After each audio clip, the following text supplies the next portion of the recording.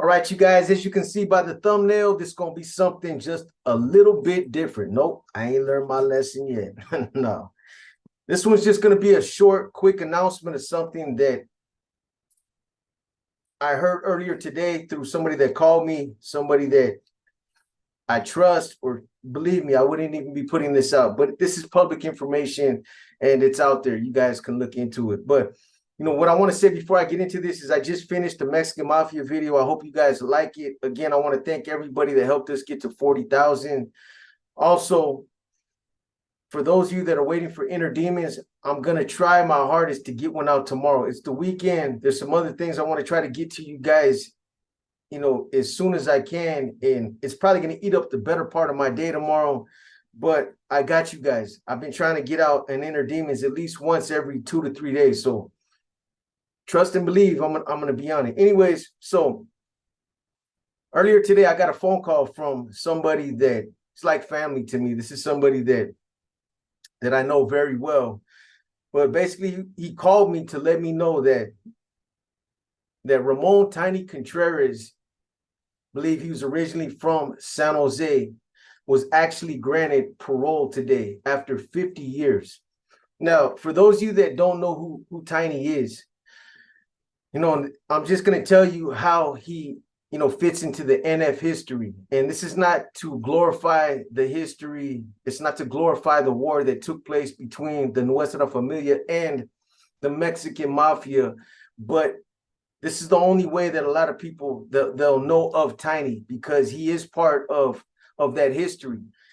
So, you guys, for those of you guys that even seen the movie American Me, that movie, the storyline is all messed up. They got it twisted. The main character, almost that they threw off the tier, that's supposed to be Cheyenne Cadena. And for those of you guys that are familiar with, the war that happened between those two organizations, the NF was actually the one that killed Cheyenne. So when Cheyenne Cadena was hit in Palm Hall in 1972, there were several bona fide NF members that were involved in that hit. Joker, Manzanas, you had Crackers, Vindiola from Fresno, and then you had Tiny Contreras. So when they stabbed Cheyenne and they threw him off the tier, when he hit the first tier, Tiny was on the first tier and he had a banger. And when Cheyenne hit the tier, Tiny stabbed him again. I don't know how many times he stabbed him. I've heard the story where he stabbed him one time. I heard where he stabbed him multiple times. But that's how the story goes, that when he hit the first tier, Tiny was waiting on the first tier with the perazo, and he hit Cheyenne as well. So that individual is being paroled. He's been up for parole several times in the course of the last 50 years. This guy has been down practically my entire life. I'm 53. He's been down 50 years. I want to say it's 51 or 52 years. So he's been down a long time. He's an old man. You guys see him on the thumbnail. I don't have any other pictures of him. This was something that, I wasn't really prepared to put this out. It was a last minute type of thing. But today he went up for parole and he was granted parole after 50 years. That's crazy. I'm sure there's, for him, I feel bad for the old man because he's old. He's been down a long time. And, when you look at him being that old, I'm sure he's happy if he does make it out. It's, nothing is in stone yet. The parole board, they granted him parole, but until he steps out that gate, it's not official. But I'm sure that Tiny's happy, to be getting out. But is there really any quality of life left at his age? I don't know. Maybe there is. Maybe just to go down to a beach or something, take your shoes off and walk through the water. I don't know. Maybe to, be around free people again, just to be able to go into a store or go do something that, you haven't done in years because you've been in prison. Just those little freedoms right there might be enough to give him some semblance of life, something that's still enjoyable. I don't know. I would just think that after that long, after spending that many years in prison and being, of the age he is, that really the quality of life it's greatly diminished. But, he's been given his freedom back. The parole board, they granted him parole. I'm sure he's done every program. He's done everything that he needs to do to, to get out.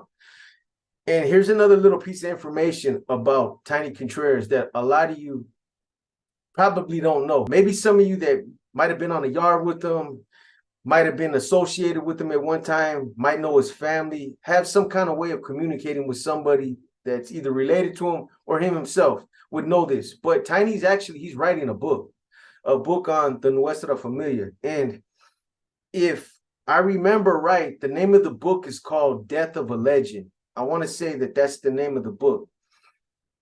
Hopefully he'll get to print it. Hopefully he'll make his parole and he'll get out and he'll bring that to fruition. He'll actually get that book published. I'm sure that's going to be a good book. Somebody like him that was a part of NF history, somebody that has been down as long as he's been down, that right there should be that book should do well.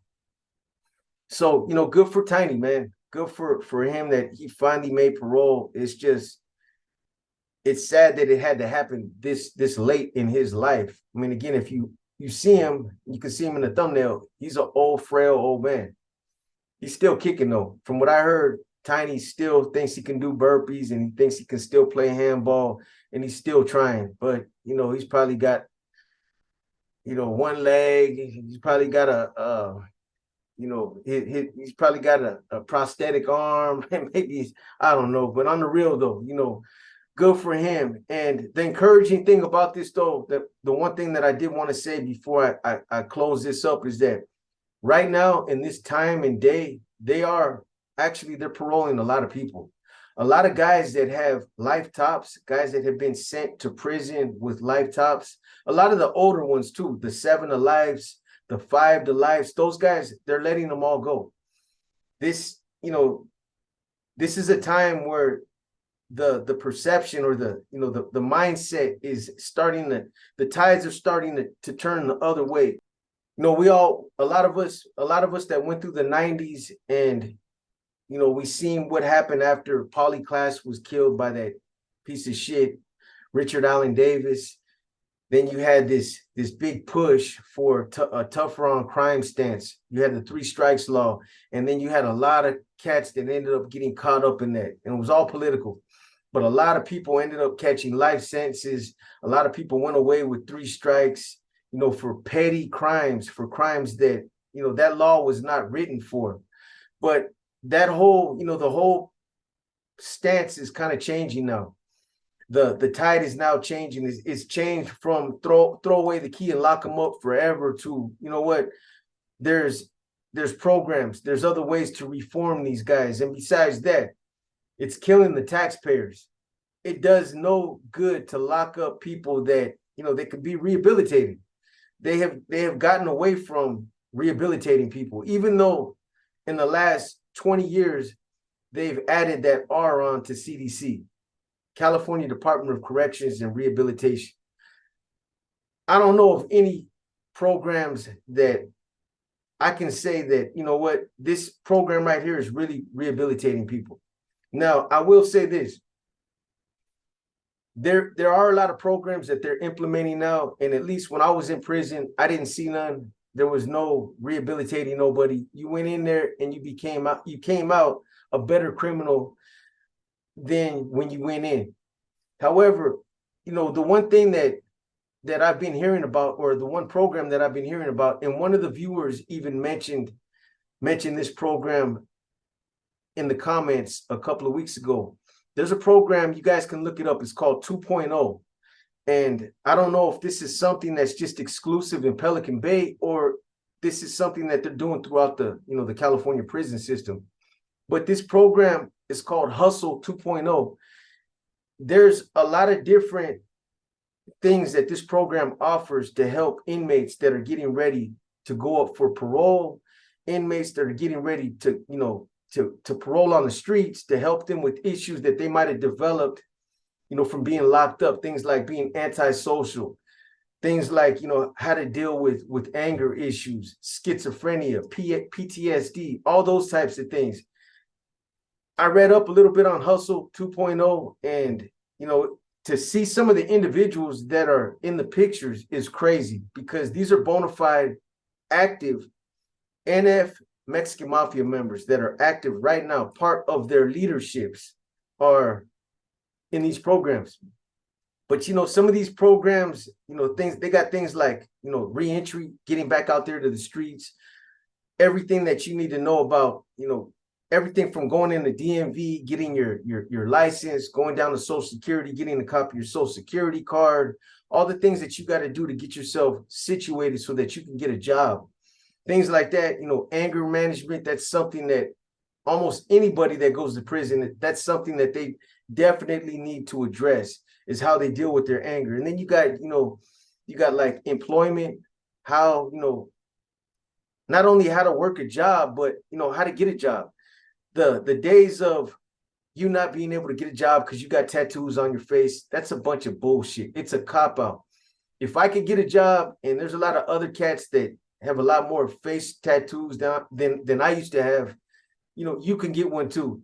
Everybody has tattoos nowadays, so that's not something that's going to hinder or stop you from getting a job. The only thing that's going to stop you from getting a job is your lazy ass. That's the only thing that's going to stop you from being employed. Every time I got out, what I used to do is I used to go on Craigslist, and I would look up something like delivery drivers or whatever field you want to get into, and go through all the ads, and I would write one email, and then I would copy it. I would copy that email, and then I just paste it on a bunch of different applications. And one of those places would always end up calling me back. I would always end up with a job. But something just as simple as that, telling these guys, that to do it this way right here, they might have success. They might not know how to do that. Something as simple as going on the Craigslist, writing an email, and then copy and pasting it on several other jobs that you're interested in. That's a way to get a job. How to go into an interview, how to dress, how to conduct yourself, the things that you might want to say that might, benefit you, those types of things, entrepreneurship, criminal thinking. I want to say these are other things that Hustle 2.0 has to offer. Victim awareness, leadership, healthy relationships, pain restitution. It's all about trying to help these guys take care of their business, taking care of all the things that they need to take care of. Court restitution, victim restitution, preparation for parole. Again, that's another very important thing that a lot of guys, they need help with that, to be able to sit down with somebody that is familiar with how the board works, and somebody that's well versed in that part of the law. Everything from taking accountability of your actions, showing some remorse, talking about the support system or the support circle that you have waiting for you out there, a job. A lot of guys, they don't know how to go into parole and represent themselves, and they come off completely misunderstood, and they don't get paroled. So, that's something that I think is very important for a lot of guys that have life tops, is parole preparation, and they're finally doing that. Again, I don't know if Hustle 2.0 is something exclusive to Pelican Bay, but hopefully this is a program that they're doing across the board in a lot of prisons in California, because it seems like it's a good program. And this is one program, one of the only programs I've ever seen. Anyway, obviously taking responsibility for your complicity, that's something else that kind of falls under the lines of, remorse and taking responsibility for your actions. Addiction and recovery, that's always important. Self-reflection, helping with, antisocial behavior. Again, that's something that I had to deal with every time I got out. Getting out and, just wanting to be alone. I had become accustomed to being in a cell by myself, not having to worry about, dealing with anybody, talking to anybody. And I got used to that. And that's a bad characteristic, to have, is to be antisocial. So, eventually I would learn how to deal with those issues, but other people might not know how to deal with those issues themselves. So it's a good program. But again, not to get away from the main point of this video, but Tiny, obviously he's on an SNY yard. He's been out there for a long time. I actually thought that Tiny passed away years ago. I thought there was I could have swore there was a rumor floating around that he had passed away, but that old man's still alive and kicking. And again, I hope I'm not exposing nothing that he didn't want exposed. But if I did, oh well, Tiny, it's something that you're gonna have to deal with, boy. I'm gonna talk to him tomorrow, so I'll let you guys know a little bit more about his situation after I talk to him. Actually, right before I got ready to do the Mexican Mafia video tonight, one of my boys called me and he was just like, "Hey, put it out there. Tell these guys that Tiny Contreras, he just got granted parole today. I know you got your YouTube thing, you're doing your thing, and I'm not worried about putting out a bad story. This is not even like that." So, he knows that I got a YouTube channel, and he's like, "Hey, just go ahead and let him know that homeboy made parole." And he was going to put me on the phone with him right there. But I was like, "Hey, I'm getting ready to go, do my recording right now. So let him know I'll holler at him tomorrow." So I'll let you guys know anything else that's relevant that I find out. But he did make parole. I'm not sure what the process is from this point. If, it's got to be cleared through some kind of other board or something like that, or if it's official. But I'm sure he's feeling himself right now. He's one of those old guys that even though he's in his 70s, he's still pretty agile for his age. Like I said, he thinks he's got one of the best handball games around. He's one of those old guys that like, damn, how the hell you still moving like that at 70? Your kneecaps should be blown out. You know what I mean? But hey, man, shout out to Ramon Tiny Contreras for making parole. And again, I hope that brother can find some type of enjoyment in life. Even though I say the quality of life is diminished, that's just my opinion. He might just be happy just to be, going out there, just to be given a date, just to be given his freedom back. So, I'm just speaking for myself, me personally. If I've been gone that long, I'm sure I'd be happy too that I was getting ready to parole. But on the other hand, I'd be like, damn, man, you know what I mean? The majority of my life is gone. I'm on the tail end of it now. I'm getting ready to check out. And now they want to finally cut me loose and parole me. But it is what it is. So with that being said, I just wanted to let you guys know that, Ramon Tiny Contreras did make parole today, and he's due to be getting out. I'm not sure exactly when it's going to happen. I will find out tomorrow when I talk to my boy.